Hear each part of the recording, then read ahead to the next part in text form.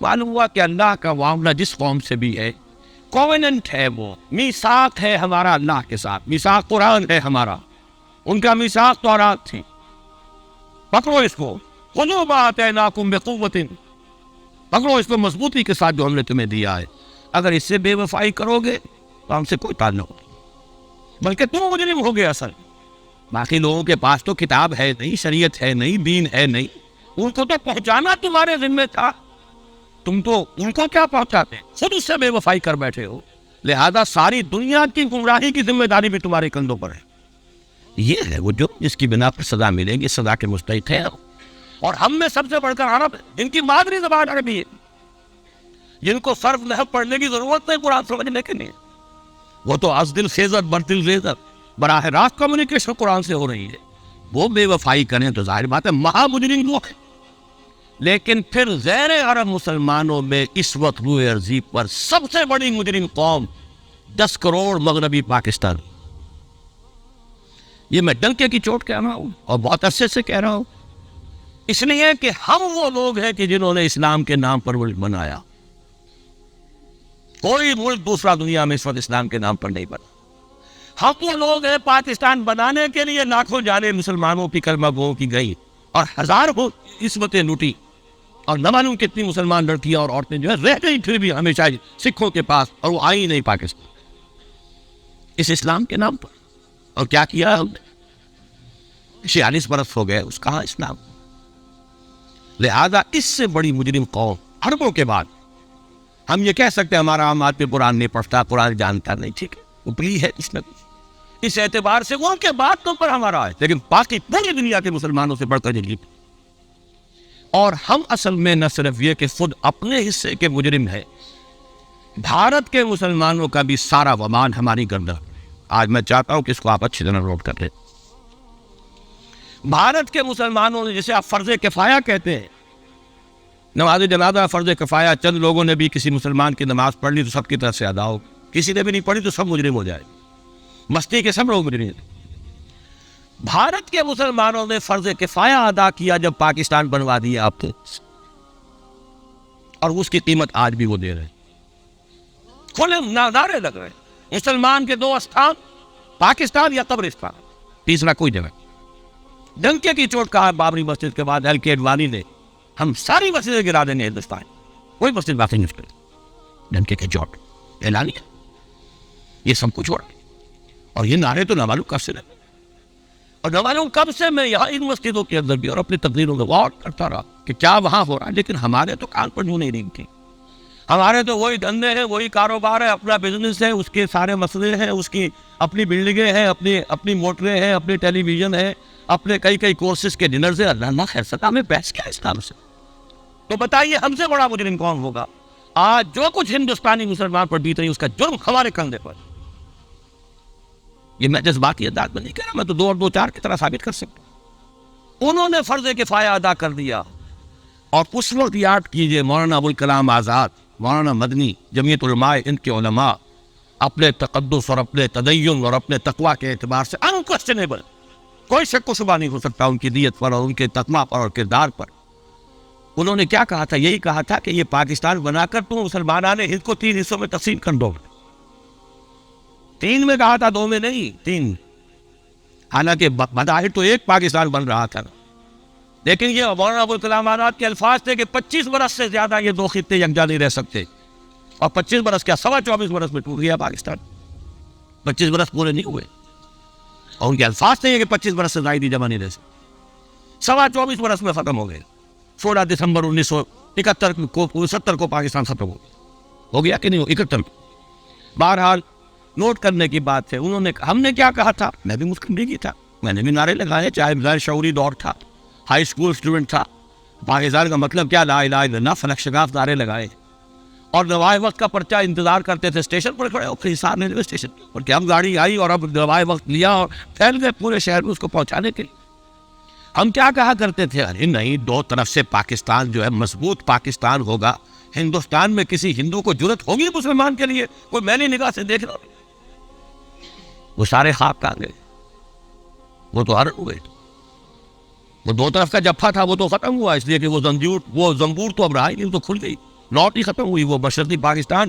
اور حال یہ ہے کہ آپ کی وزیر اعظم بنگلہ دیش نے یہ بھی پسند نہیں کیا کہ بابری مسجد پر جو بیان تھا وہ نواز شریف صاحب کے ساتھ مشترک بیان دے دیں. یہ اشتراک بھی دنیا کے سامنے نہ آ جائے کہ مشرقی پاکستان سابقہ اور اس وقت بنگلہ دیش کی وزیر اعظم اور مغربی پاکستان جو اب وٹ ریمینز آف پاکستان کے تحت صرف پاکستان ہے، اس کے وزرائے اعظم نے مشترکہ بیان دے دیا. یہ بھی نہیں آنا چاہیے. یہ حال ہے. حالانکہ بات اپنی جگہ پر کوئی ایسی نہیں تھی، کوئی سیاسی نہیں، ایک مذہبی معاملے کے اوپر اظہار رائے کرنا تھا. وغیرہ نہیں، آپ کے ساتھ مشترک بیان میں نہیں دوں گی، نہیں بھی آ سکے. تو وہ جو تھا دو طرف سے جب تھا وہ تو 71 میں کھل گیا. جو ہمارا حال ہے وہ تو ہونا ہی تھا. یہ ملک بنا اسلام کے نام پر، اس کا استحکام ہو سکتا تھا تو صرف اسلام کی بنیاد پر ہو سکتا تھا. اسلام سے غداری تھی. لہذا یہاں تو اب قومیتیں ہیں، یہاں تو اب ایتھنک اور ریجنل اور نہ معلوم کس کس قسم کی اور لنگوسٹک جو ہے نیشنلٹیز ہیں، نیشنلزمز ہیں. وہ جو ایک امت ایک وقت میں بن گئی تھی، ایک قوم، مسلم قوم ہندو کے مقابلے میں وہ تو ختم ہوئی. اور حال کیا ہو گیا ہے؟ اس سے پہلے بھی کبھی کبھی ہندو مسلم فسادات ہوتے تھے. کیا سندھ سے مسلمان نہیں پہنچ جاتا تھا وہاں ریلیز کے لیے؟ کیا پنجاب سے اور سرحد سے مسلمان نہیں جاتے تھے؟ بہار نہیں گئے تھے؟ کیا کانپور کی مسجد شہید ہوئی تھی 1915 میں تو پورے ہندوستان سے مسلمان نہیں پہنچ گئے؟ آپ کیا کر رہے ہیں؟ مندر گرا دیے. یہاں بڑی بہادری کا کام کیا، مندر گرا دیے. شرم سے ڈوب مرنے کا مقام. یہاں بھی گویا کہ وہ اپنے عمل سے اسلام کی مخالفت کر رہے ہیں. اسلام تو اجازت نہیں دیتا. آپ کسی اور کے جرم کی سزا کسی اور شخص کو نہیں دے سکتے. ہمارے پاس تو یہ سیکریٹ ٹرسٹ ہے. یہ لوگ ذمہ وہ اپنے آپ کو منواتے نہیں، لیکن ہمارے تصور سے، اسلام کی تصور سے ذمہ ہے. ان کی جان، مال، عزت، آبرو، ان کی عبادت گاہوں کی حفاظت کا ذمہ ہے ہمارے. ایک بڑی بہادری کی ہے. سوچئے تو صحیح کیا دنیا نے سوچا ہوگا. نتیجہ کیا نکلا؟ اگر کسی درجے میں بھی بابری مسجد کی شہادت پر کوئی دنیا میں کوئی رائے عامہ ہو سکتی تھی کوئی ہندوستان کے خلاف، ختم ہو گئی. جو انہوں نے کیا دسگنا تم نے کر لیا. انہوں نے ایک مسجد گرائی ہے، تم نے اتنے 100 کہتے ہیں، پتہ نہیں مجھے تو معلوم نہیں 100 گرائے کتنے گرائے ہیں. بہرحال جتنے مندر تک تم نے گرا دیے. فرق کیا ہے؟ ایک کردار ہے تمہارا، ایک ہی تمہارا اخلاق ہے، ایک ہی تمہارا معیار ہے. کوئی فرق ہی نہیں. بلکہ وہاں تو کم سے کم یہ تو رہا ہے دنیا کی آنکھوں میں ڈھول ڈالنے کے لیے کم سے کم یہ کہ فارن منسٹری جو ہے اس نے ڈیزائن کیا.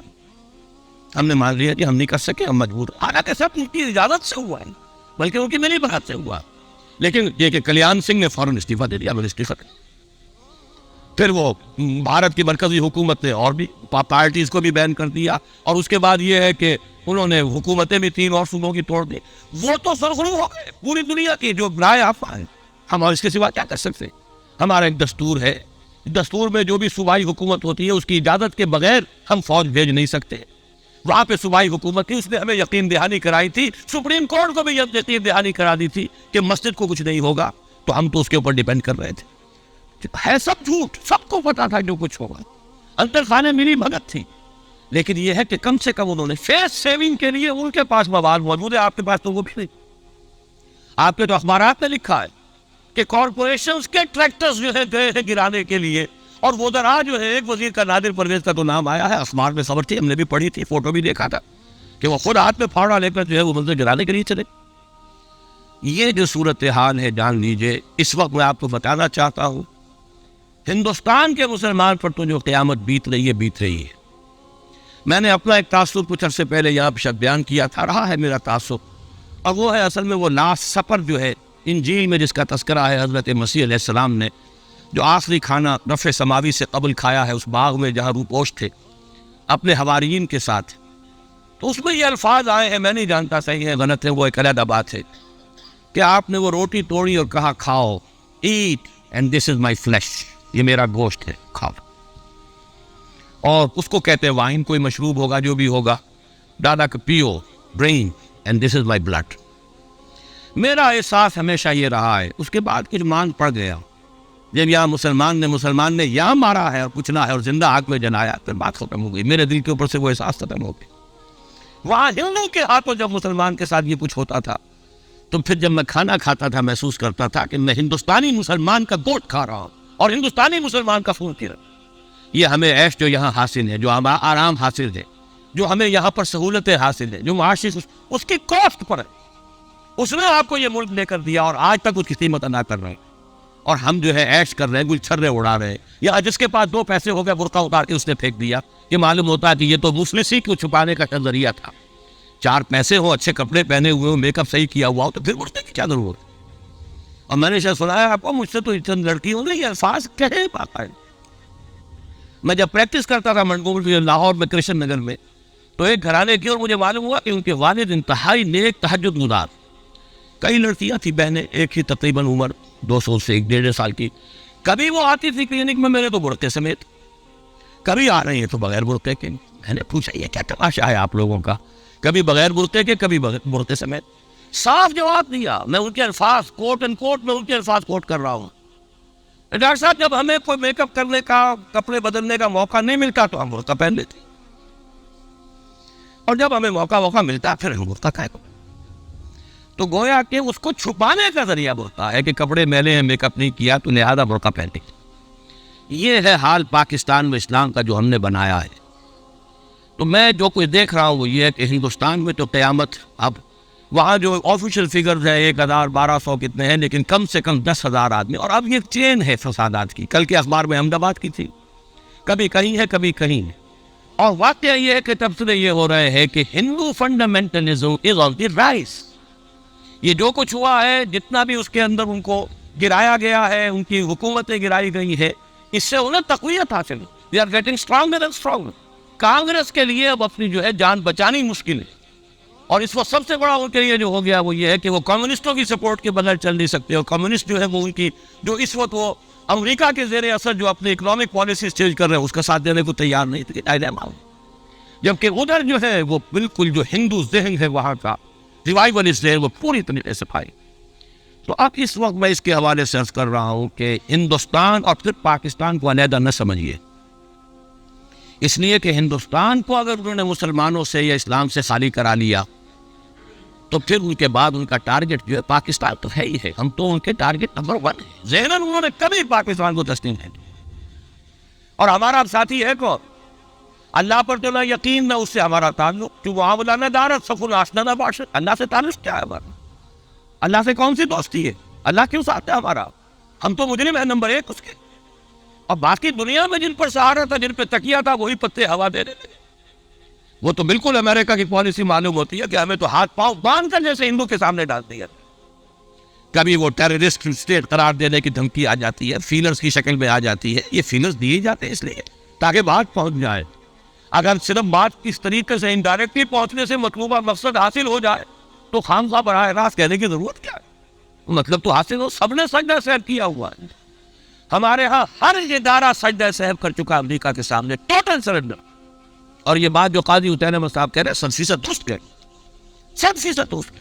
ٹوٹل سرنڈر, چاہے وہ بے نظیر ہو, چاہے وہ نواز شریف ہو, اور چاہے وہ کوئی اور ادارہ ہو آپ کا جو یہاں پہ قوت کا اصل سر چشمہ ہے اور منبع ہے, سب کے سب 100% جو ہے اس کے سامنے سجدہ کر چکے. یہی وجہ ہے کہ وہ بے نظیر کا ساتھ دے رہے. بے نظیر کا ساتھ کائے کو دیں؟ اگر نواز شریف ان سے بڑھ کر, ہم بھی ہیں دربار کے, اگر یہ کہنے کے لیے وہ اس سے بڑھ کر تیار تو اسے کیا ضرورت پڑے گی؟ اس کی کوئی رشتہ داری ہے بے نظیر کے ساتھ یا کسی اور کے ساتھ؟ ہاں اگر نواز شریف کہیں کسی جگہ پر بھی کوئی اگر اپنے پاؤں کو گھسیٹتا, ٹریک کرتا, اپنے فیٹ کو کہیں کوئی رکاوٹ ڈالتا, پھر ٹھیک ہے, پھر اس کے آلٹرنیٹ لانے کے لیے تو کوئی ہے نا کوئی سوال. لیکن جب وہ ان سے بڑھ کر دیہات بند ہو, ان سے زیادہ بڑھ کر سجدہ کرنے کو تیار ہو, ان سے بڑھ کر کہے ہم شریعت کوڈ ہی کو اٹھا کے پھینک دیں گے, اگر سود کا معاملہ جو ہے شریعت کوڈ کے حوالے سے ہمارے لیے مصیبت بنا, سود تو دیں گے, چلے گا, آئیے خدا کے لیے نہ, پیسہ لے کے آئیے, ہمارے ملک میں آئیے, پیسہ لگائیے. اور یہ سود وود کا یہ کوئی مولوی لوگ ہیں پاگل جو کہتے ہیں کہ یہ کوئی حرام ہے, اور کوئی پاگل ہمارے شاید وہ کورٹ والے بیٹھے ہوئے تھے جنہوں نے اسے کہہ دیا کہ بینک انٹرسٹ بھی جو ہے ربا ہے. باقی آپ ہم سے کوئی ڈر نہ رکھیے. میرے اسلام کو ہم اس سے بازی سمجھیں, ہنس کے وہ مس بولیں کہ پھر مجھ کو بھی راضی سمجھیں. سیدھی بات ہے. جھگڑا تو اسلام سے تمہارے سے تو نہیں, نہ بے نظیر سے جھگڑا ہے اور نہ نواز شریف سے جھگڑا اسلام سے. اس حوالے سے بہت برا وقت آ رہا ہے. اور اس میں ایک پہلو میں اور چاہتا ہوں کہ آپ حضرات کے سامنے بیان کروں. پوری دنیا میں تو فنڈامنٹلسٹ مشہور ہو گیا مسلمان, پوری دنیا کا ذرائع ابلاغ لگے ہوئے. اصل فنڈامنٹلزم جو ہے, بلکہ 2 باتیں عرض کر دو, ریشزم پوری دنیا میں بدنام گالی, اور اصل ریشسٹ ملک اسرائیل, اسے کوئی کچھ نہیں کہتا. اس لیے کہ وہ مذہبی ریاست نہیں ہے، وہ تو بلکہ یہودیت ہے ہی نسلی مذہب۔ ساؤتھ افریقہ کیا ہوگا، کوئی نسل پرست قوم یا نسل پرست ملک؟ وہ تو کچھ بھی نہیں تھا۔ اصل جو نسل پرست ہے وہ تو یہود، انہیں کوئی کچھ نہیں کہہ رہا۔ ریشسٹ وہ فنڈامنٹلزم اصل جو چلا ہے وہ ہندوستان میں چلا ہے، بدنام پوری دنیا میں مسلمان۔ لیکن اب اس کا میں بلیم نہ امریکہ کو دے سکتا ہوں نہ کسی اور کو، یہ تو احباد سبا ہی ہم آب توستی ہمارا اپنا کیا دھرا ہے۔ میں آپ کو ایک حوالے سے بتا دینا چاہتا ہوں، ہمارے ہاں علامہ مشرقی اٹھے، چپ راس چپ چپ راس چپ اور بیل چاپ پورے ہندوستان کو دہلا دیا، دہل گئی زمین ہندوستان کی، راج کماری سے لے کے ذرا خیبر، اور بڑے بڑے نوٹیبل۔ یہ تحریک اتنی عظیم تھی، اتنی آرگنائز تھی۔ آپ کو معلوم ہے یہ تارپور برادران جو ہے، دونوں بھائی جو تھے، یہ خاکسار تھے، بڑے بڑے لوگ، سندھ میں، فرنٹیئر میں، پنجاب میں، ہر جگہ پر، اور ایسی زبردست آرگنائزیشن، بالکل ملٹری والے، ان کے سارے قواعد ملٹری۔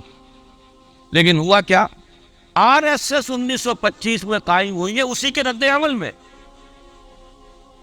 ہندو سویا ہوا تھا۔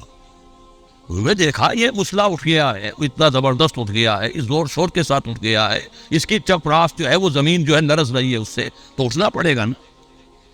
لہذا باقاعدہ جو آر ایس ایس 1925 میں قائم ہوئی ہے، اسی کے رد عمل میں، اور اس مقصد کے ساتھ، ڈکلیئرڈ مقصد، ہندوؤں کو متحد کیا جائے تاکہ وہ بھرپور طریقے سے مسلمانوں کا مقابلہ کر سکے۔ ہندو واد آن دی ڈیفینسو۔ لیکن 1925 سے لے کر آج تک کتنے سال ہو گئے؟ 67۔ 67 برس تک ایک جماعت کا حوصلہ دیکھیے، اس کا ظرف دیکھیے، آج تک سیاست میں حصہ نہیں،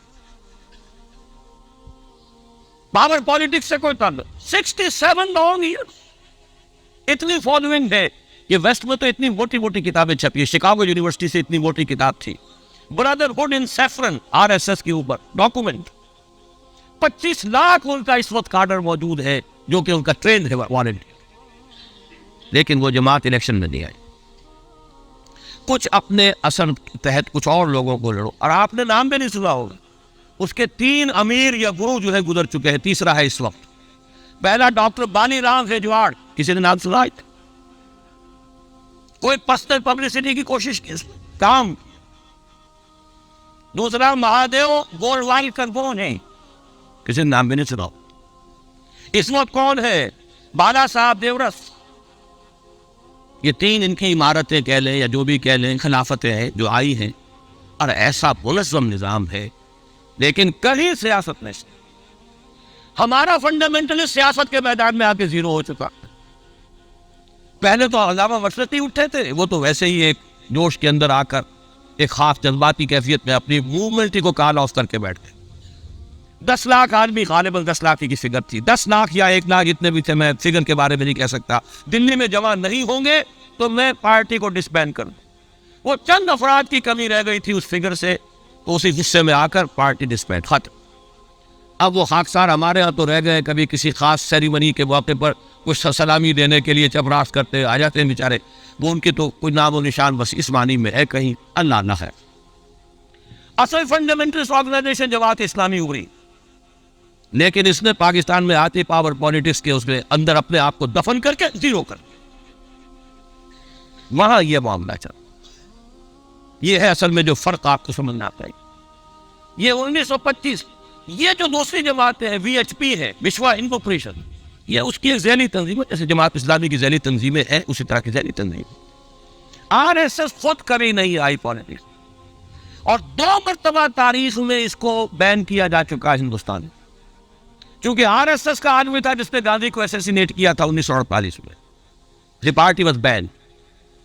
اس کے بعد جب اندرا گاندھی کا دور آیا ہے وہ ایمرجنسی کا، اس میں بھی پارٹی اس نے بین کی تھی، آر ایس ایس بھی بین ہوئی، لیکن ہر مرتبہ پہلے سے زیادہ ابھر کر آئی۔ اور آج یہ سب کے سب وی ایچ پی والے، بی جے پی والے، یہ سب در حقیقت آر ایس ایس کے آگے، اور یہ ان کا ڈکلیئرڈ ایم اب بن چکا ہے، اور حالات جو ہیں ہم اس سزا کے بالکل مستحق ہو چکے۔